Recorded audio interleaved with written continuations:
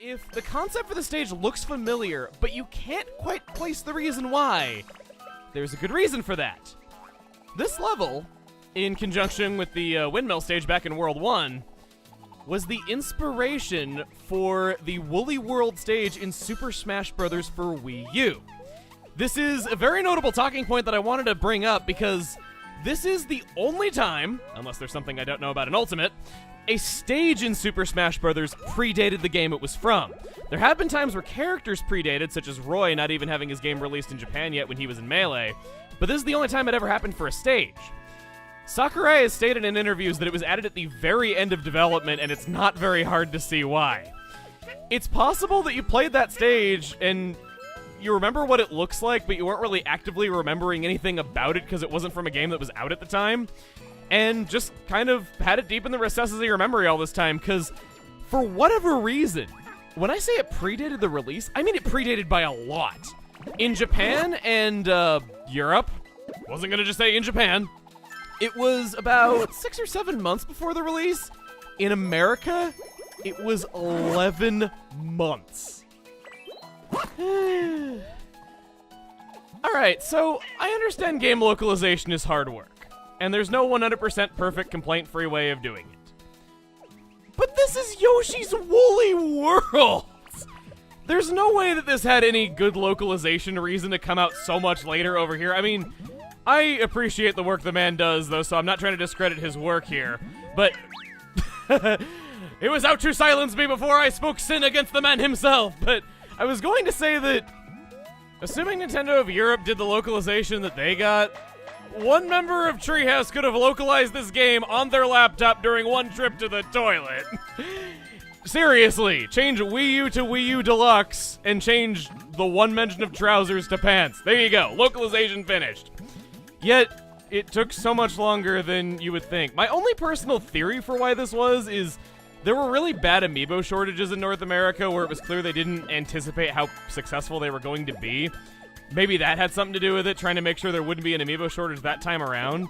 I just found it so random that it took that long to come out over here, and my first experience was actually having to buy a European Wii U to test something for a video that I couldn't find proof of online. And Yoshi's Woolly World was just coming out around that time, so I bought a European copy and played it months early, which was a pretty memorable experience. I remember just playing the heck out of it for the first night that I had it because it was such a special thing, and it was in English, there was nothing I couldn't understand. I really wanted to talk about it because it's one of the most baffling differences in release dates that I've ever seen, and I don't mean to come off whiny or spoiled or entitled, because, I mean, Nintendo of America's pretty good to us most of the time. You know, except for taking 3 years longer than Europe and Australia to release New Play Control Pikmin 2, even though it was already in English, and making it the last game Nintendo ever published for the Wii.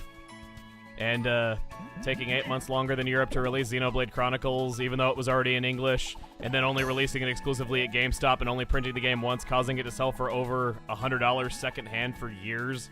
Then, after all those years, taking 8 months longer than Europe to release Xenoblade Chronicles in the eShop, even though it was already in English, natively compatible with the hardware, and the publishing rights are solely owned by Nintendo, so it would only require one employee uploading a file. Taking 3 months longer than the rest of the world to release Professor Layton and the Ozran Legacy in North America, even though it was already in English. Never releasing the sequel to Hotel Desk in North America, even though it was already in English. Never releasing the sequel to Trace Memory in North America, even though it was already in English. Never releasing Tingle's Rosy Rupee Land in North America, even though it was already in English. Never releasing Disaster Day of Crisis in North America, even though it was already in English and shown off at an E3. Never releasing Pokemon Typing Adventure in North America, even though it was already in English and topped the sales charts in the other regions. Taking a week longer than everyone else to release the Pokemon Omega Ruby Alpha Sapphire demo, even though it was already in English, released everywhere else in a finished state and exclusive to the eShop, meaning it would have only taken one employee uploading a 250 megabyte file to do, making North America the only region in the world to not get a physical release of Fatal Frame Maiden in the Black Water, making North America the only region in the world to not get Bayonetta Switch Collector's Edition, only making a few hundred Hyrule Warriors special editions for North America and only selling them in one store in New York City, even though they were available normally everywhere else, giving us the worst special edition of Samus Returns, making our release of the Xenoblade Chronicles X soundtrack only contain 10 out of the 55 songs in the game on a flash drive containing DRM that prevents copying the music to anything else and only allows it to play on Windows when everyone else got all 55 tracks on a normal CD, making it so that North America is the only region in the world to have retailer exclusive amiibo, and even making some of them exclusive to Amazon where you can't see them in person before you buy and ship them in bubble mailer so you get your boxes smashed in, making North America the only region where you can't buy amiibo directly to Nintendo to remedy retailer shortages, making it so you need to buy a bundle to obtain the amiibo of Duck Hunt, Mr. Game & Watch, Mii Fighters, Reese, Cyrus, KK, Callie, Marie, Toon Link, Toon Zelda, Alm, Celica, Samus, and Metroid, even though you can buy them standalone everywhere else, only launching launching the XL version of the new 3DS in North America and waiting 7 months after the rest of the world to give us the customizable version and only releasing it through a limited edition bundle, releasing the Hello Kitty amiibo cards everywhere but North America, even though we have at least one game where they unlock exclusive content causing them to sell secondhand for $80+,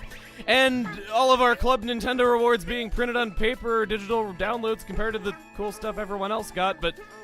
you know, aside from all those cherry-picked instances, they're pretty good to us.